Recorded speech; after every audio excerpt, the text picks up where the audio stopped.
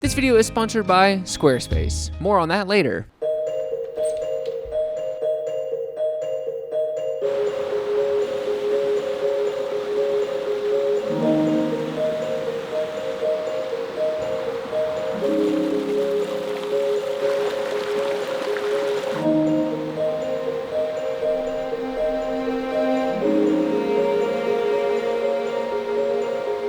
That trip was awful. Before we even went to Colorado, someone was like, if you go to Vail, Colorado, you'll never want to go anywhere else in Colorado. Breckenridge is way better, but it's kind of a rich boy trip. You kind of need a plan ahead. It's not really one of those spontaneous places you go to, but it wasn't all bad. I got to spend all my time there just reading Demon Slayer. That's right. In my head right now is all of the information and events that happened from Mugen Train Demon Slayer movie all the way to the end of the manga. I know exactly what happens, and I would never spoil that because I am not a big fat loser. Actually, I will say this. No, I won't.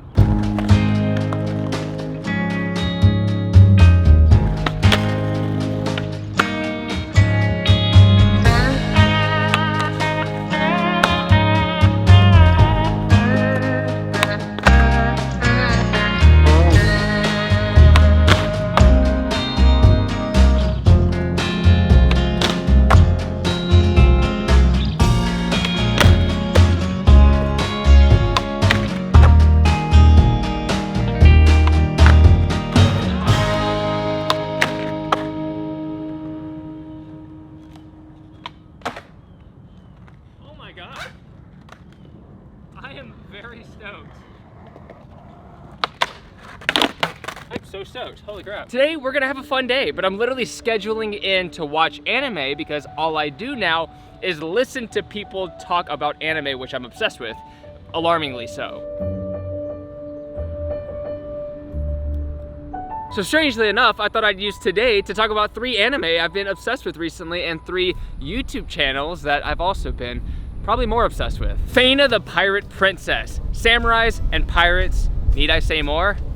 Probably, yeah. The animation is ridiculous. It's absolutely very current with everyone being beautiful humans and not obviously any genders. The story is interesting and solid, maybe a bit sporadic because anime. It has a bit of a Disney feel, like these old dudes straight out of a Disney movie. I feel like they're trying to combine 10 different tropes and genres, and honestly, it's working for me. Check it out. If the first episode doesn't grab you pretty much right away, then it's probably not for you. Next we have Megalobox Season 2. Damn, man. So good. I feel like this is the anime you watch when you're a bit tired of watching anime. Megalobox 1 is already so captivating, and I genuinely enjoy the second season more because it's more grounded in reality. I guess it's like some future reality that seems pretty plausible. There's something so inspirational about a story that isn't about 4 kids going off to save the entire universe and more grounded in reality, like a poor guy who's just trying to get sober. That's much more captivating to me, and the whole story is about boxing, and I'm surprised more people haven't sung the praises, but if you want a grittier feel and have always romanticized like Mexican culture and admired the music and feel, I mean, tell me this acoustic guitar doesn't make you feel things. Right here. So let's get to the 3rd anime I'll be mentioning, and this one is even further away from traditional anime.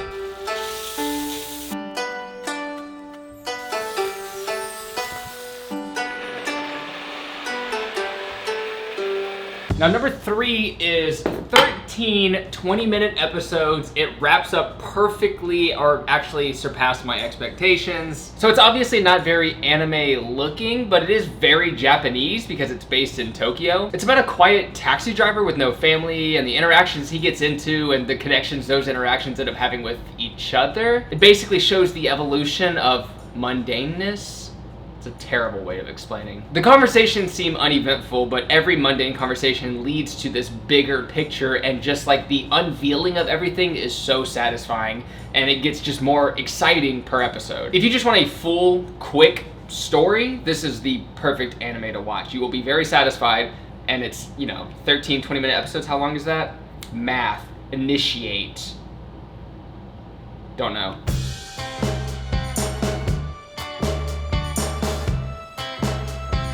I've been practicing reference drawing by drawing every single Pokemon, and so far I'm on 85. Dodrio.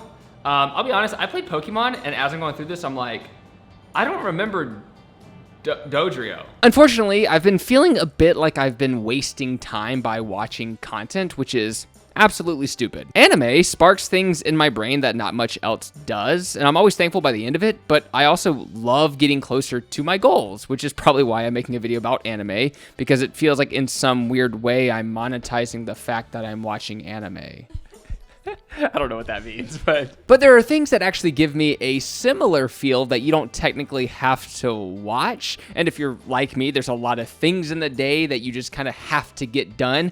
Tedious things that don't really require your eyeballs. And in that case, I actually have 3 amazing YouTube channels that I pretty much watch all day, every day, or listen to. And before we jump in the conversation of YouTubers that I have been pretty obsessed with recently, a word from our sponsor, Squarespace. As you may know, I am on my artist journey, and one thing every artist that I know has is a website, a perfect place to display all the work that they are doing. Now, I've actually never built a website totally personalized to showcase all of my achievements, I guess, but I have built websites for my Progress Daily brand to talk about the warehouse, and it was extremely easy. They have a ton of templates that you can choose from, beautiful displays, award-winning templates. It's a great, easy thing. It's basically a drag and drop process.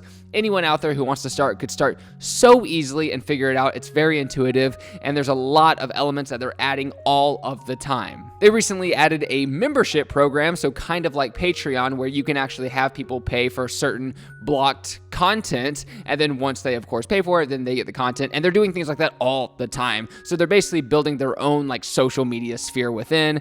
It's good. I know I sing their praises all the time, but I genuinely believe it's a brand that's working alongside every other big social media brand, and that's why so many people take notice to it. So if you want to test it out, you can do that for free on squarespace.com, but if you want to start your free trial and get 10% off your first purchase or domain, you can go to squarespace.com/JohnHill or just click the link in the top of the description down below. Thank you, Squarespace, and I hope you enjoy the rest of the video. Let's start off with Super Eye Patch Wolf. This dude spends at least a month on every video, and they are dense. He makes obviously appealing videos like the fall of The Simpsons and how it happened, which has almost 7 million views to date, but his second most viewed video is called The Bizarre World of Fake Martial Arts. I've never even thought about fake martial arts, but I've seen this video over 4 times, and it's almost 30 minutes long, but once you listen to it once, you can kind of just listen to it over again and understand like the video context, and I have literally watched all of his videos, so if I ever feel like getting lost in a fantastical world while working on other things, I just, I listen to any of his videos. His video, How Mother 3 Breaks You, is hugely inspirational for me in working on my career as an illustrator.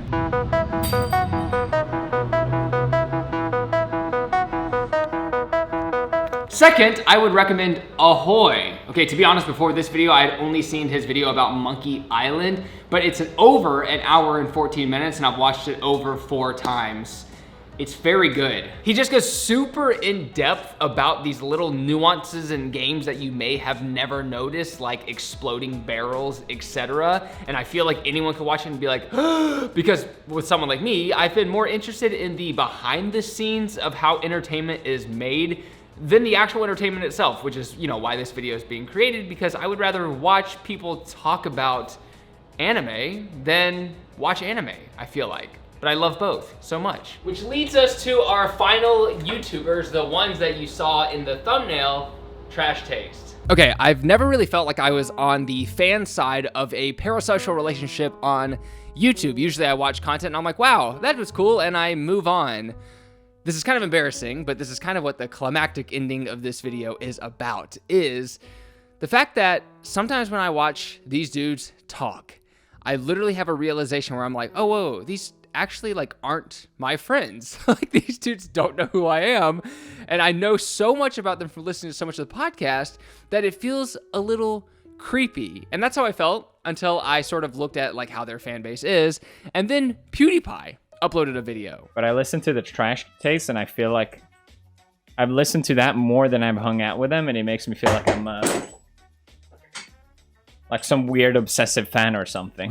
So I guess it's pretty common with them. And the truth is, they get over 1 million views every single podcast, and they upload every single week. And they also have a second channel that does crazy numbers as well that they upload every couple of weeks, once every couple of weeks. And I mean, it's, you know, it's one of the biggest podcasts, period, on YouTube. The three hosts, Garnt, Joey, and Connor, were already massively popular. They all had over 1 million subscribers and they were growing super fast. So of course, anything that they all do together is going to get a lot of views, but they were surprisingly good at holding long conversations while keeping it very entertaining. I've done podcasts in the past, and sometimes I feel like it just kind of falls into a lull at certain points, and you almost have to try to like be creative in the moment, or you can tell that the energy of the other person just kind of isn't there, and you have to be really delicate with that and just be like, oh, okay, I understand, and try to like kind of talk calmly. But you can just tell by this podcast that these three dudes are just insanely good friends, so they're just like constant energy the whole time. I think they're just trying to entertain each other during this and themselves, and since they are entertainers, it probably takes a lot. So of course everybody else is going to be like, this is fun. And I think it's because it's new to a lot of people. I think a lot of the world kind of understands like this one way of life. So when you see three people come together talking passionately about Japanese cartoons, the way Leonardo DiCaprio talks about the environment, it just feels like a cool escape. Like, where's this passion coming from, and how do I get that passion, I guess? I know this video is super random, but I just wanted to talk about people who I've been watching a lot lately and kind of just my flow of the day. Like, this is kind of, I mean, it's only 4 o'clock at this point, but this is pretty much how my normal day and flow goes. And I spend most of the time when I'm out skateboarding or when I'm, you know, doing anything, especially drawing, which I will be doing for the rest of the night. I do that all while just listening to podcasts. And I've gone through the Trash Taste catalog, the Super Eye Patch Wolf catalog, the Ahoy. I haven't gone through his catalog, so I'll do that today. And it's just really fun and inspiring. I guess I just wanted to see if other people are in the same boat, where you're finding it harder and harder to watch content where you have to like actually watch it, or would you rather just watch content or listen to content that you just have to listen to? I think it's a beautiful thing that in this world that we're forced into, there's a lot more interesting worlds that we can choose to play in.